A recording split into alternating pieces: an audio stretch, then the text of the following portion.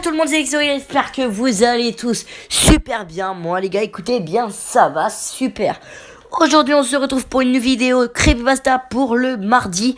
Donc oui, on est mardi, malheureusement. Je préfère être vendredi, je pense que tout le monde est d'accord, hein. Mais ça s'avance. Bref, donc on va faire ce fameux Creepypasta, donc que vous avez peut-être, vous avez vu dans le titre. Ça sera l'expérience russe sur le sommeil. Donc je pense que tout le monde connaît, hein. Vous avez peut-être tous déjà vu des images, tout. C'est une histoire qui est assez, voilà, qui est vraiment déconseillée aux jeunes et aux âmes sensibles. Parce que c'est très choquant les photos que vous allez voir. Bref, je vous dis à tous je vous souhaite à tous une bonne vidéo et je vous dis peace. Et à la fin de la vidéo je vais vous dire un peu comme d'habitude, allez, je vous dis bonne vidéo les gars. L'expérience russe sur le sommeil. Durant la fin des années 1940, des chercheurs russes ont gardé 5 personnes éveillées pendant 15 jours en utilisant un gaz expérimental basé sur des stimulants. Ils étaient enfermés dans un environnement scellé afin de pouvoir contrôler leur consommation d'oxygène de manière à ce que le gaz ne les tue pas. Étant donné qu'ils étaient toxiques à partir d'une concentration élevée, cela a eu lieu avant l'invention des caméras au circuit fermé. Il n'avait donc que des microphones et des fenêtres de verre épais d'une douzaine de centimètres, en forme de hublot, qui permettaient de les surveiller. La chambre était équipée de lits d'appoint sans literie, de l'eau courante et des toilettes, et contenait des livres, suffisamment de nourriture sèche pour qu'ils puissent tenir à 5 pendant plus d'un mois. Les sujets de test étaient de prisonniers politiques jugés ennemis de l'État durant la Deuxième Guerre mondiale. Tout s'est bien passé pendant les 5 premiers jours. Les sujets ne se plaignaient pas que rarement, car on leur avait promis qu'ils seraient libres s'ils acceptaient de subir le test et ne pas dormir pendant 30 jours. Bien que la libération fût hors de question, leur conservation et leur activité étaient surveillées. Et on a pu noter qu'ils ne parlaient que d'accidents de plus en plus traumatisants dans leur passé, le ton de la conversation devenant beaucoup plus sombre après le 3e jour. Au bout de 5 jours, ils ont commencé à se plaindre à propos des circonstances et des événements qui les avaient menés là où ils se trouvaient, et à montrer des signes de paranoïa sévères. Ils ont arrêté de se parler et à la place se sont mis à parler au microphone et au miroir sentant des houblons. Curieusement, ils semblaient penser pouvoir gagner la confiance des expérimenteurs en se tournant contre leurs camarades. Les autres sujets de test en captivité avec eux. Les chercheurs ont tout d'abord supposé qu'il s'agissait d'un effet de gaz. Après 9 jours, le premier d'entre eux a commencé à crier. Il courait sur la longueur de la chambre en hurlant à plein poumon pendant 3 heures sans discontinuer. Et a continué. Et il s'est arrêté. Mais il n'arrivait qu'à produire de temps en temps des petits couinements. Les chercheurs ont pensé qu'il s'était déchiré les cordes vocales. Le plus surprenant dans ce comportement, c'est la manière dont les autres sujets ont réagi. Ou plutôt n'ont pas réagi. Ils ont continué à murmurer à l'intention des microphones jusqu'à la seconde où les cris ont commencé. 2 des captifs ne criaient pas, ou alors dessausaient des livres. On enduit toutes les pages avec leurs propres excréments et les ont collés sur le verre des hublots. Les cris se sont rapidement arrêtés. Les murmures adressés au micro également. 3 jours se sont écoulés. Les chercheurs vérifiaient les micros chaque heure pour être sûrs qu'ils fonctionnaient, car ils pensaient qu'il était impossible que 5 personnes enfermées dans une pièce ne produisent aucun son. La consommation d'oxygène dans la chambre indiquait qu'ils devaient être tous les 5 en vie. En fait, elle correspond à la quantité d'oxygène que 5 personnes consommaient pendant un exercice physique extrêmement ardu. Le matin du 14e jour, les chercheurs ont fait quelque chose qu'ils avaient dit qu'ils ne feraient pas pour obtenir une réaction des captifs. Ils ont utilisé l'interphone de la chambre, espérant provoquer une quelconque réponse des détenus. Ils avaient peur qu'ils soient morts ou dans un état végétatif. Ils ont annoncé: nous allons ouvrir la chambre pour tester les microphones. Restez loin de la porte et allongez-vous sur le ventre par terre, où vous serez abattu. Si vous respectez pas ces règles, l'un de vous tous gagnera sa liberté. À leur grande surprise, ils ont entendu une seule phrase prononcée d'une voix calme: nous ne voulons plus être libérés. Des débats ont éclaté entre les chercheurs et les forces militaires qui finançaient le projet. Comme ils étaient autre possible, il a finalement été décidé que la porte de la chambre soit ouverte à minuit le 15e jour. La chambre a été vidée du gaz stimulant et remplie avec de l'air frais. Et des voix provenant des micros ont immédiatement commencé à protester. 3 voix différentes ont commencé à supplier, comme s'ils en allaient à la vie de l'amour et de la vie, de remettre le gaz. La chambre a été ouverte et les soldats ont été envoyés à l'intérieur pour retrouver les sujets du test. Ils ont commencé à hurler plus fort que jamais et les soldats ont rapidement fait de même lorsqu'ils ont vu ce qui était à l'intérieur. 4 des 5 sujets étaient toujours vivants, bien que l'état dans lequel ils étaient ne fût que pas qualifiable de vivant. Les rations de nourriture des 5 jours précédents n'avaient pas été touchées. Ils avaient des morceaux de chair, des cuisses et du torse du sujet mort enfoncés dans le drain au centre de la chambre. Le bouchon, et permettant à une dizaine de centimètres d'eau de s'accumuler sur le sol. La proportion de cette eau, qui était composée de sang, n'a pas été déterminée. Les 4 sujets survivants avaient également de grandes portions de muscles et de peau arrachées de leur corps. La destruction de la chair et les os à l'air libre sur leurs doigts indiquait que les blessures avaient été infligées à la main, et non avec les dents, comme les chercheurs l'avaient pensé au début.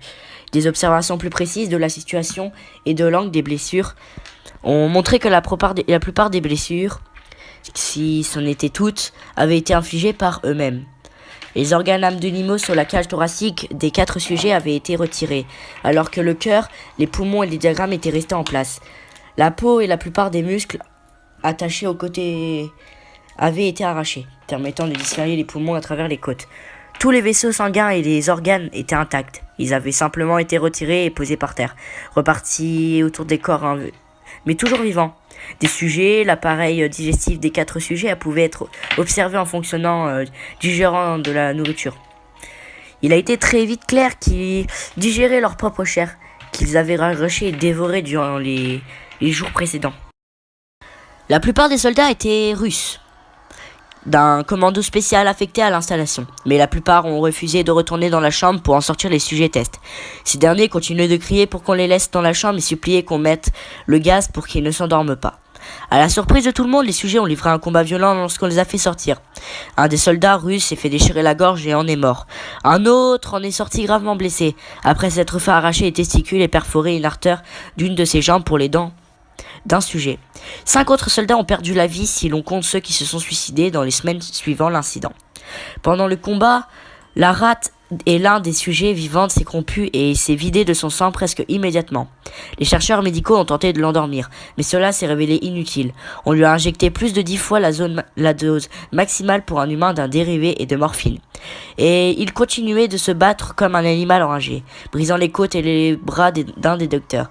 On a pu constater que le cœur a continué de battre pendant 2 minutes entières après que l'hémorragie l'ait amené à un point où un système vasculaire était rempli avec davantage d'air que de sang. Même après qu'il se soit arrêté, il a continué de crier pendant 3 minutes, s'efforçant d'attaquer quiconque venait à portée et répétant continuellement le mot plus, de plus, en plus faible, jusqu'à ce qu'il se soit réduit en silence. Les 3 sujets tests survivants ont été mobilisés et transportés dans une installation médicale. Les 2 ayant leur corde vocale encore intacte continuaient de supplier le retour du gaz pour rester éveillés. Celui des 3 ayant le plus de blessures a été emmené dans le seul bloc opératoire dont l'installation disposait. Durant la procédure devant le préparer pour le remplacement de ses organes internes, il s'est réveillé immunisé aux sédatifs et lui ont été administrés dans le but de le mettre en condition pour l'intervention chirurgicale. Il se débattait furieusement contre ses liens lorsque le gaz anesthésiant a été apporté pour le mettre hors de combat. Il a réussi à déchirer la quasi-totalité d'un bandeau de cuir épais de 10 cm attaché à un de ses poignets. Même avec le poids d'un soldat de 90 kg qui essayait de maintenir ses poignets immobiles, une quantité juste supérieure à la normale a été nécessaire pour l'endormir. Et à la seconde où ses paupières se sont fermées, son cœur s'est arrêté. Pendant l'autopsie du sujet test qui est mort sur la table d'opération, il a été révélé que son sang contenait 3 fois la concentration normale d'oxygène. Les muscles qui étaient toujours attachés à son squelette étaient affreusement déchiquetés et il s'était brisé 9 os dans sa lutte pour ne pas être maîtrisé. La plupart à cause de la force que ses propres muscles avaient exercée sur eux. Le second survivant avait été le premier du groupe à commencer à crier. Ses cordes vocales étaient détruites. Il était incapable de supplier ou de protester contre l'opération. Il n'a réagi qu'en secouant violemment la tête pour montrer sa désapprobation lorsque le gaz anesthésique a été amené près de lui. Il a secoué la tête pour faire oui lorsque quelqu'un l'a suggéré. À contre-cœur d'essayer l'opération sans anesthésie, il n'a pas réagi pendant les 6 heures qu'on nécessite le remplacement de ses organes abdominaux et de la tentative de les recouvrir avec ce qui restait de peau.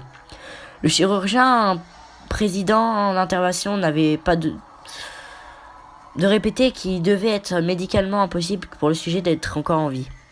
Une infirmière terrifiée qui assistait à l'opération a affirmé qu'elle avait vu la bouche du patient former un sourire plusieurs fois, à chaque fois que ses yeux croisaient les siens. Lorsque la chirurgie a pris fin, le sujet a accordé le chirurgien et a commencé à siffler fortement, essayant de parler en se débattant, supposant que ça devait être important. Le chirurgien a demandé qu'on lui apporte un crayon et un calepin afin que le patient puisse écrire son message. Il était simple, continuez à couper. Les 2 autres sujets tests ont subi la même intervention, tous les 2 sans anesthésie. Cependant, il a été nécessaire de leur injecter un paralysant pendant la durée de l'opération. Le chirurgien n'arrivait pas à effectuer la chirurgie pendant que les patients étaient continuellement... Une fois paralysés, les sujets pouvaient seulement suivre les médecins des yeux. Le paralysant a été éliminé de leur système après une période anormalement courte et ils ont rapidement essayé de s'échapper. Au moment où ils ont pu recommencer à parler, ils ont recommencé à demander le gaz stimulant. Les chercheurs ont essayé de leur demander pourquoi ils étaient infligés ces blessures, pourquoi ils avaient arraché leur propre entraille et pourquoi ils voulaient de nouveau le gaz. La seule réponse qui était donnée était « je dois rester éveillé ». Le lien des 3 sujets a été renforcé et ils ont été replacés dans la chambre en attendant de savoir ce qu'on allait faire d'eux.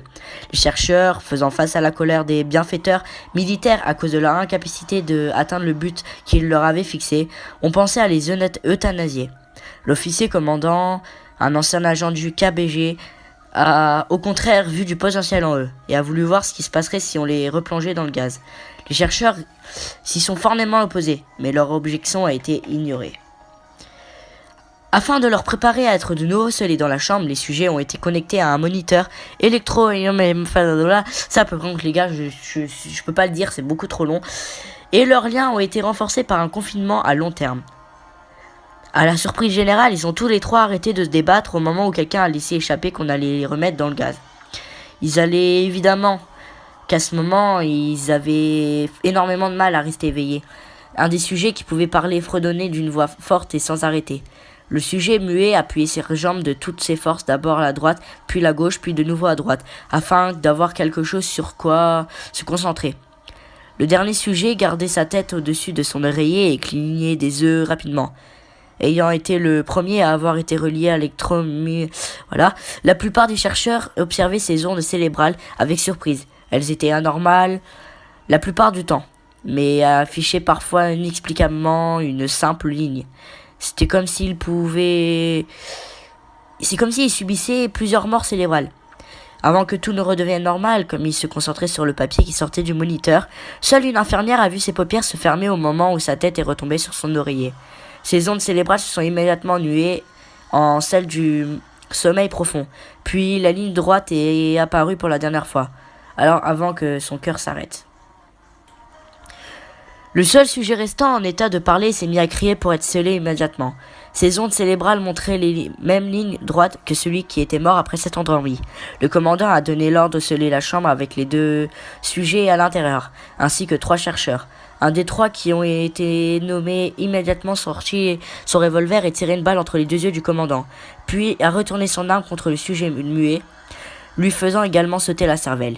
Il a ensuite pointé son arme vers le sujet restant, toujours attaché au lit, que les membres restants de l'équipe à la recherche fuyaient la pièce. « Je ne me laisserai pas enfermer là-dedans avec ces choses, pas avec vous !» a tiré l'homme attaché à la table. « Qu'est-ce que vous faites ?» a-t-il demandé. « Je dois le savoir !» Le sujet a souri. « Est-ce que vous avez oublié si facilement ?» a répondu le sujet. « Nous sommes vous. Nous sommes la folie qui est cachée dans chacun d'entre vous, suppliant d'être libéré à tout moment dans votre esprit animal. Nous sommes ce qu'on vous cachait toutes les nuits dans votre lit. Nous sommes ce que vous réduisiez en silence et à parisie lorsque vous rejoignez le paradis nocturne que nous ne pouvons fouler. » Le chercheur a marqué un arrêt, puis il a visé le cœur et a fait feu. L'électroencéphalogramme a alors affiché une ligne droite, tandis que le sujet s'étranglait, laissant apparaître faiblement échapper quelques mots, si près d'être libre. Et voilà les gars, c'est la fin de cette vidéo, j'espère qu'elle vous a plu, n'hésitez pas à vous abonner, à lâcher un gros pouce bleu les amis. Donc j'ai eu un peu de mal à lire cette histoire, mais il y a beaucoup de mots voilà, de médecin, donc je suis pas médecin, il y a vraiment beaucoup de mots que j'arrivais pas à dire. Je suis vraiment désolé. Si vous avez envie de voir mes ressources avec quoi je cherche, vous avez juste à aller sur Creepypasta from the Crypt, et puis vous allez voir tout simplement, c'est super bien. Donc on se retrouve demain pour le prochain Creepypasta les gars. Demain ça sera un spécial, donc je mettrai 4 creepypasta normalement. Donc ça fera 4 creepypasta. Excusez-moi. Donc ça sera pas des 4 voilà de gros, ça sera 4 mini creepypasta vraiment cool que j'ai déjà cherché en avance voilà pour être un petit peu en avance parce qu'avec le cours tout ça va être un peu chiant. Sinon les gars, je vous remercie pour les 178 abonnés. Il reste plus que 2 abonnés avant que 180 et je vous attends pour un truc spécial aux 200 abonnés. Donc je vous dis ciao les gars et peace.